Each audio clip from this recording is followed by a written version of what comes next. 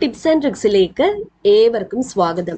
10th prelims 2022 50 days study പ്ലാന്റെ day 37 ആയ ഇന്ന് പഠിക്കാനുള്ളത് കെമിസ്ട്രി ഇൻ ഡെയിലി ലൈഫ്, രസതന്ത്രം ദൈനംദിന ജീവിതത്തിൽ എന്ന ടോപ്പിക്കിനെ ബേസ് ചെയ്തിട്ടുള്ള 4 SCERT പാഠഭാഗങ്ങളാണ്.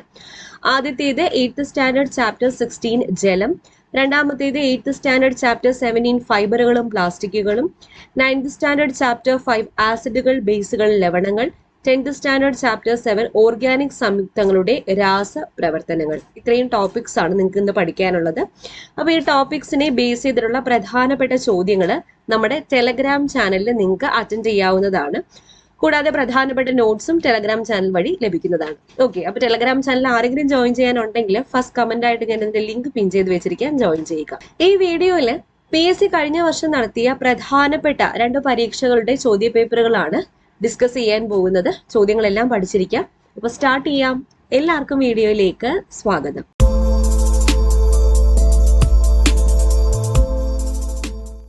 ആദ്യത്തെ ചോദ്യം, പ്രഷർ കുക്കറിൽ പാചകം വേഗത്തിലാകാൻ ഇടയാക്കുന്നത്. പ്രഷർ കുക്കറിൽ പാചകം വേഗത്തിലാകാൻ ഇടയാകുന്നത് ഉയർന്ന മർദ്ദം ജലത്തിന്റെ തിളനില ഉയർത്തുന്നതിനാലാണ്. നല്ല വെയിലുള്ളപ്പോൾ മണലാരണ്യത്തിലെ യാത്രക്കാർക്ക് അകലെയായി ഇല്ലാത്ത തടാകങ്ങൾ കാണാൻ കഴിയുന്നു. ഈ പ്രതിഭാസത്തിന്റെ പേര് എന്ത്? മരീചിക അഥവാ മിറാഷ് ആണ്.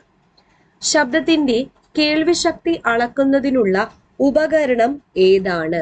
ഓഡിയോമീറ്റർ. ശബ്ദത്തിന്റെ കേൾവിശക്തി അളക്കുന്നതിനുള്ള ഉപകരണം ഏതാണ്? ഓഡിയോമീറ്റർ.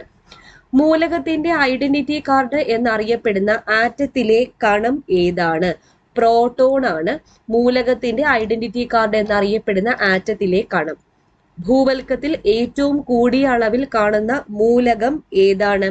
ഓക്സിജൻ ആണ് ഭൂവൽക്കത്തിൽ ഏറ്റവും കൂടിയ അളവിൽ കാണുന്ന മൂലകം. പല്ലിലെ ഏത് ഭാഗത്താണ് രക്തക്കുഴലുകളും നാഡികളും കാണപ്പെടുന്നത്? Pulp cavity. പൾപ്പ് ക്യാവിറ്റിയിലാണ് രക്തക്കുഴലുകളും നാഡികളും പല്ലില് കാണപ്പെടുന്നത്. ആയുർവേദത്തിൽ വിശൂചിക എന്നറിയപ്പെടുന്നത് കോളറയാണ്. ആയുർവേദത്തിൽ വിശൂചിക എന്നറിയപ്പെടുന്നത് ഏത് രോഗമാണ്? കോളറ. ഗോളര സന്ധി അഥവാ ബോൾ ആൻഡ് സോക്കറ്റ് ജോയിന്റ് കാണപ്പെടുന്നത് എവിടെ? തോളലിലാണ് ഗോളര സന്ധി കാണപ്പെടുന്നത്. ശരീരത്തിലെ കാവൽക്കാർ എന്നറിയപ്പെടുന്നത് ശ്വേത രക്താണുക്കളാണ്. ശ്വേത രക്താണുക്കൾ. ഇന്ത്യയിലെ നമ്പർ 1 ഓൺലൈൻ എഡ്യൂക്കേഷൻ പ്ലാറ്റ്ഫോമായ അൺഅക്കാഡമിയിൽ ഇനി വരാനിരിക്കുന്ന എല്ലാ കേരള PSC പരീക്ഷകൾക്കും വേണ്ടിയിട്ട് ബാച്ച് കോഴ്സസ് സ്റ്റാർട്ട് ആവുന്നുണ്ട്.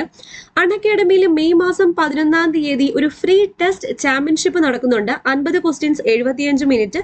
ഇത് Kerala PSC new pattern statement ക്വസ്റ്റ്യൻസിനെ ബേസ് ചെയ്തിട്ടുള്ളതാണ്. അപ്പോൾ ഈ ടെസ്റ്റ് ചാമ്പ്യൻഷിപ്പ് ആക്സസ് ചെയ്യാൻ വേണ്ടിയിട്ട് ഞങ്ങളുടെ കോഡായ ടിപ്സ് ആൻഡ് ട്രിക്സ് യൂസ് ചെയ്താൽ മതി. അതുപോലെ 10th ലെവൽ പ്രിലിംസ് എക്സാമിനെ ബേസ് ചെയ്തിട്ടും ഫ്രീ ടെസ്റ്റ് ചാമ്പ്യൻഷിപ്പ് ഉണ്ട്. മെയ് 8-ാം തീയതി രാത്രി 8 മണിക്ക് പ്രൈസസും ഉണ്ട്. അപ്പോൾ അറ്റൻഡ് ചെയ്യുക. ഈ ഒരു ചാമ്പ്യൻഷിപ്പ് അറ്റൻഡ് ചെയ്യാനും നിങ്ങൾക്ക് ടിപ്സ് ആൻഡ് ട്രിക്സ് എന്ന റെഫറൽ കോഡ് യൂസ് ചെയ്യാവുന്നതാണ്.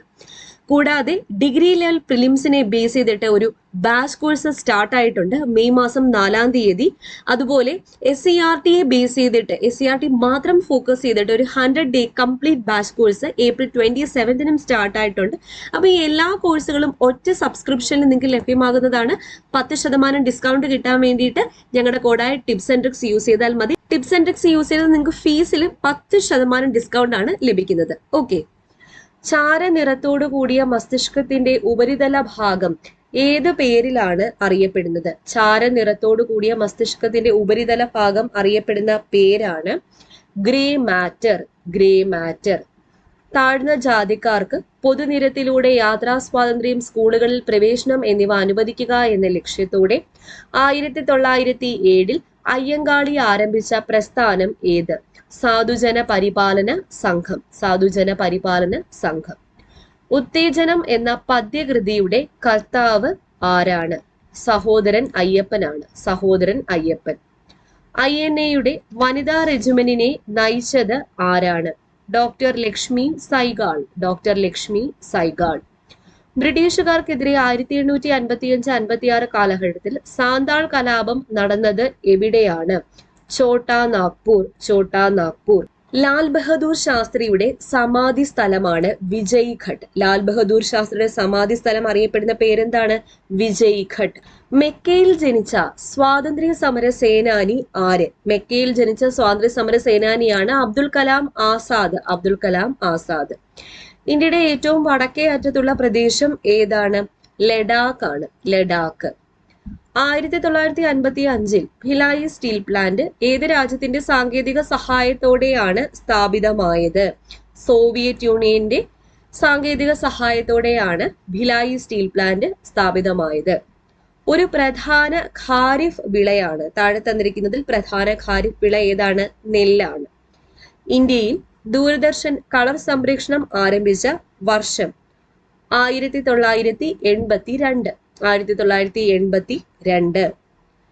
ഇത്രയാണ് ഈ പരീക്ഷയ്ക്ക് ചോദിച്ച GK ചോദ്യങ്ങൾ. നമുക്ക് മറ്റൊരു ചോദ്യപേപ്പറും കൂടെ ഡിസ്കസ് ചെയ്യാം. ചോദ്യം: താഴെ കൊടുത്തിരിക്കുന്ന പ്രസ്താവനയിൽ ശരിയല്ലാത്തത് ഏവ? ശരിയല്ലാത്തത് മൂന്നാമത്തെ പ്രസ്താവനയാണ്. അപ്പോ ബാക്കി 3 പ്രസ്താവനകളും ശരിയാണ്. ഗൗതമ ബുദ്ധൻ ജനിച്ചത് ലുംബിനി എന്ന സ്ഥലത്താണ്. ബസവണ്ണ ജനിച്ചത് കർണാടകത്തിലെ വിജയപുരം ജില്ലയിലാണ്. ശങ്കരാചാര്യർ ജനിച്ചത് കാലടി എന്ന സ്ഥലത്താണ്. താഴെ കൊടുത്തിരിക്കുന്ന പ്രസ്താവനയിൽ ശരിയായത് ഏതെല്ലാം? ശരിയായ പ്രസ്താവന 1ഉം 3ഉം ആണ്. 1950 ആസൂത്രണ കമ്മീഷൻ രൂപീകരിച്ചു. 1951 ഇന്ത്യയിൽ പഞ്ചവത്സര പദ്ധതി ആരംഭിച്ചത്. ഓക്കെ, അപ്പൊ ആ 2 പ്രസ്താവനകളാണ് ശരിയായത്. മൂന്നാമത്തെ ചോദ്യം PSC ഡിലീറ്റ് ചെയ്തിട്ടുണ്ട്. 4ാമത്തെ ചോദ്യം: താഴെ കൊടുത്തിരിക്കുന്ന പ്രസ്താവനയിൽ ശരിയായ പ്രസ്താവനകൾ ഏതെല്ലാമാണ്? 1ഉം 3ഉം ആണ് ശരിയായിട്ടുള്ള പ്രസ്താവനകൾ. ആകാശത്ത് നിന്നും വീഴുന്ന ചെറിയ ഉരുണ്ട ഐസ് കഷ്ണങ്ങളാണ് ആലിപ്പഴം. ഓക്സിജൻ, നൈട്രജൻ എന്നിവയാണ് അന്തരീക്ഷത്തിലെ പ്രധാന വാതകങ്ങൾ. 5ാമത്തെ ചോദ്യം: താഴെ കൊടുത്തിരിക്കുന്ന ചേരുംപടികളിൽ തെറ്റായി ചേർത്തിരിക്കുന്നവ ഏതൊക്കെ? തെറ്റായി ചേർത്തിരിക്കുന്നത് 1ഉം 3ഉം 4ഉം ആണ്. അപ്പൊ ശരിയായിട്ടുള്ളത് ശ്രീനാരായണ ഗുരുവിന്റെ കൃതിയാണ് ദർശനമാല. ദർശനമാല. അപ്പൊ വൈകുണ്ഠസ്വാമികളുടെ കൃതിയാണ് ഏത്? അരുൾനൂൽ. ചട്ടമ്പി സ്വാമികളുടേതാണ് വേദാധികാര നിരൂപണം. അഭിനവ കേരളം ആരുടേതാണ്? വാഗ്ഭടാനന്ദൻ. അടുത്ത ചോദ്യം: താഴെ കൊടുത്തിരിക്കുന്ന പ്രസ്താവനകളിൽ ശരിയായ പ്രസ്താവനകൾ ഏതൊക്കെയാണ്? ആദ്യത്തെ പ്രസ്താവന മാത്രമാണ് ശരിയായിട്ടുള്ളത്. ഗാന്ധിജി അഹിംസയിൽ അധിഷ്ഠിതമായ പുതിയ സമരരീതിക്ക് ആദ്യം രൂപം നൽകിയത് ദക്ഷിണാഫ്രിക്കയിൽ വെച്ചാണ്. അടുത്ത ചോദ്യം: താഴെ കൊടുത്തിരിക്കുന്ന പ്രസ്താവനകൾ പരിശോധിക്കുക. ഇതില് തെറ്റായ പ്രസ്താവന ഏതാണെന്ന് കണ്ടെത്തുക. 2ാമത്തെ പ്രസ്താവനയാണ് തെറ്റായിട്ടുള്ളത്. അപ്പൊ ബാക്കി 3 പ്രസ്താവനകൾ നോക്കാം. സൂയസ് കനാൽ ദേശസാൽക്കരിച്ചത് ഗമാൽ അബ്ദുൾ നാസർ ആണ്. ദക്ഷിണാഫ്രിക്കയിൽ നെൽസൺ മണ്ടേലയ്ക്ക് ശേഷം അധികാരത്തിൽ വന്ന പ്രസിഡന്റാണ് താബോ എംബക്കി. 1ാം ലോക മഹായുദ്ധാനന്തരം ഒപ്പുവെക്കപ്പെട്ട ഉടമ്പടിയാണ് വേഴ്സായിസ് ഉടമ്പടി. വേഴ്സായിസ് ഉടമ്പടി. താഴെ കൊടുത്തിരിക്കുന്ന സംഭവങ്ങൾ കാലഗണനാക്രമത്തിൽ ആക്കുക. അതായത് ആദ്യം നടന്നതിൽ നിന്ന് അങ്ങോട്ട് അറേഞ്ച് ചെയ്യാനാണ് പറഞ്ഞിരിക്കുന്നത്. എങ്ങനെ അറേഞ്ച് ചെയ്യാം? വൈക്കം സത്യാഗ്രഹം. ആദ്യമായിട്ട് വൈക്കം സത്യാഗ്രഹം. അടുത്തത് കയ്യൂർ സമരം, കീഴരിയൂർ ബോംബ് കേസ്, അവസാനമാണ് പാലിയം സത്യാഗ്രഹം നടന്നത്. അപ്പൊ ആദ്യം വൈക്കം സത്യാഗ്രഹം, അത് കഴിഞ്ഞിട്ട് കയ്യൂർ സമരം, കീഴരിയൂർ ബോംബ് കേസ്, പാലിയം സത്യാഗ്രഹം. ഓപ്ഷൻ A ആണ് ഉത്തരം. താഴെ കൊടുത്തിരിക്കുന്ന ചേരുംപടികളിൽ ശരിയായി ചേർത്തിരിക്കുന്നവ ഏതൊക്കെയാണ്? ഉത്തരം 4 മാത്രമാണ്. യയാതി VS ഖണ്ടേക്കർ. അടുത്ത ചോദ്യം: താഴെ കൊടുത്തിരിക്കുന്ന പ്രസ്താവനകളിൽ ശരിയല്ലാത്ത പ്രസ്താവനകൾ ഏതൊക്കെ? ശരിയല്ലാത്തത് 3ഉം 4ഉം ആണ്. അപ്പോൾ 1ഉം 2ഉം ശരിയായിട്ടുള്ള പ്രസ്താവനകളാണ്. കുട്ടനാടിനെ ലോവർ കുട്ടനാട്, അപ്പർ കുട്ടനാട്, വടക്കൻ കുട്ടനാട് എന്നിങ്ങനെ 3 വിഭാഗങ്ങളായി തരംതിരിച്ചിരിക്കുന്നു. വിശാഖപട്ടണത്ത് സ്റ്റീൽ പ്ലാന്റ് സ്ഥാപിക്കാനുള്ള തീരുമാനം പ്രഖ്യാപിച്ചത് ശ്രീമതി ഇന്ദിരാഗാന്ധിയാണ്. അടുത്ത ചോദ്യം: താഴെ കൊടുത്തിരിക്കുന്ന പ്രസ്താവനയിൽ ശരിയല്ലാത്തത് എല്ലാ പ്രസ്താവനയും ശരിയാണ്. ഇന്ത്യൻ സിനിമയുടെ പിതാവ് എന്ന് ദാദാ സാഹിബ് ഫാൽക്കെ അറിയപ്പെടുന്നു. സത്യജിത് റേയുടെ ആദ്യ ചിത്രം പഥേർ പാഞ്ചാലിയാണ്. മൃണാൾ സെൻ എന്ന ചലച്ചിത്ര സംവിധായകൻ പാർലമെന്റ് അംഗം കൂടിയായിരുന്നു. പാരൽ സിനിമാ പ്രസ്ഥാനവുമായി ബന്ധപ്പെട്ട് പ്രവർത്തിച്ച ഒരു സംവിധായകയാണ് തപൻ സിൻഹ. അടുത്ത ചോദ്യം: താഴെ കൊടുത്തിരിക്കുന്ന പ്രസ്താവനകളിൽ ശരിയായ പ്രസ്താവനകൾ ഏതൊക്കെയാണ്? കോവിഡിനെ പറ്റിയുള്ളതാണ്. ഉത്തരം 1ഉം 3ഉം 4ഉം. COVID-19 ഒരു സാംക്രമിക രോഗമാണ്. കോവാക്സിൻ, കോവിഷീൽഡ് എന്നീ മരുന്നുകൾ ഇന്ത്യയിൽ രോഗപ്രതിരോധ പ്രവർത്തനത്തിനായി ഉപയോഗിക്കുന്നു. ക്രഷിംഗ് ദ കർവ് കോവിഡ് വാക്സിനേഷനുമായി ബന്ധപ്പെട്ട് കേരളത്തിന്റെ ഒരു കർമ്മ പദ്ധതിയാണ്. അപ്പൊ ആ 3 പ്രസ്താവനകളും ശരിയാണ്. അടുത്തത് 4 പ്രസ്താവനകൾ തന്നിട്ടുണ്ട്. ശരിയല്ലാത്തവ ഏതൊക്കെയാണ് എന്നാണ് ചോദിച്ചിരിക്കുന്നത്. 4 മാത്രമാണ് ശരിയല്ലാത്തത്. 2020 ഗുരുവായൂർ ദേവസ്വം ജ്ഞാനപ്പാന പുരസ്കാരം പ്രഭാവർമ്മയ്ക്ക് ലഭിച്ചു. 2020 വയലാർ അവാർഡ് ഏഴാശ്ശേരി രാമചന്ദ്രന് ലഭിച്ചു. 2020 ONV അവാർഡ് ശ്രീമതി M ലീലാവതിക്ക് ലഭിച്ചു. അപ്പൊ 2020 എഴുത്തച്ഛൻ പുരസ്കാരം ലഭിച്ചത് ആർക്കാണ്? സക്കറിയയ്ക്കാണ് ലഭിച്ചത്. അടുത്തത് താഴെ കൊടുത്തിരിക്കുന്ന പ്രസ്താവനകളിൽ ശരിയല്ലാത്തത് ഏതൊക്കെ പ്രസ്താവനകളാണ്? ശരിയല്ലാത്ത പ്രസ്താവനകൾ 2ഉം 3ഉം ആണ്. അപ്പൊ 1ഉം 4ഉം ശരിയായിട്ടുള്ള പ്രസ്താവനകളാണ്. 2021 ടോക്കിയോ ഒളിമ്പിക്സിന് നീന്തൽ താരം വിഷ്ണു ശരവണൻ യോഗ്യത നേടി. ഇന്ത്യൻ വനിതാ ഗുസ്തി താരങ്ങളായ അൻഷു മാലിക്കും സോനം മാലിക്കും 2021 ടോക്കിയോ ഒളിമ്പിക്സിൽ പങ്കെടുക്കാൻ യോഗ്യത നേടി.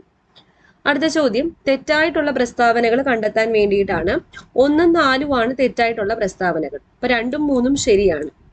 ഇന്ത്യയുടെ 46ാമത് ചീഫ് ജസ്റ്റിസ് ആണ് ജസ്റ്റിസ് രഞ്ജൻ ഗൊഗോയ്. ഇന്ത്യയുടെ 37ാമത് ചീഫ് ജസ്റ്റിസ് ആയിരുന്നു ജസ്റ്റിസ് KG ബാലകൃഷ്ണൻ. ഇത് 2ഉം ശരിയായിട്ടുള്ള പ്രസ്താവനകളാണ്. അടുത്ത ചോദ്യം താഴെ കൊടുത്തിരിക്കുന്ന പ്രസ്താവനകളിൽ ശരിയായത് ഏത്?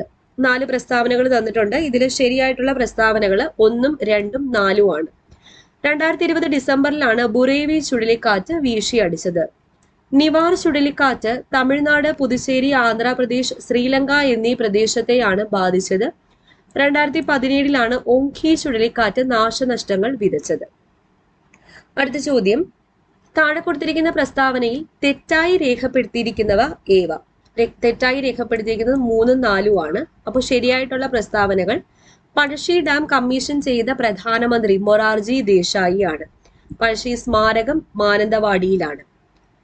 അടുത്ത ചോദ്യം താഴെ കൊടുത്തിരിക്കുന്ന ജോഡികളിൽ തെറ്റായി ചേർക്കപ്പെട്ടവ ഏവ? തെറ്റായി ചേർക്കപ്പെട്ടവ 2 മാത്രമാണ്. അപ്പൊ ശരിയായിട്ടുള്ളത് തേങ്ങയുടെ ശാസ്ത്രീയ നാമം കോക്കോസ് ന്യൂസിഫറ, കൈതച്ചക്കയുടെ ശാസ്ത്രീയ നാമം അനാനസ് കോമോസസ്, ഈന്തപ്പഴത്തിന്റെ ശാസ്ത്രീയ നാമം ഫോണിക്സ് ഡാക്ട്രി ലിഫിറ. അടുത്ത ചോദ്യം പ്രസ്താവനകളിൽ ശരിയായ പ്രസ്താവനകൾ ഏതൊക്കെ എന്നാണ്. എല്ലാ പ്രസ്താവനകളും ശരിയാണ്.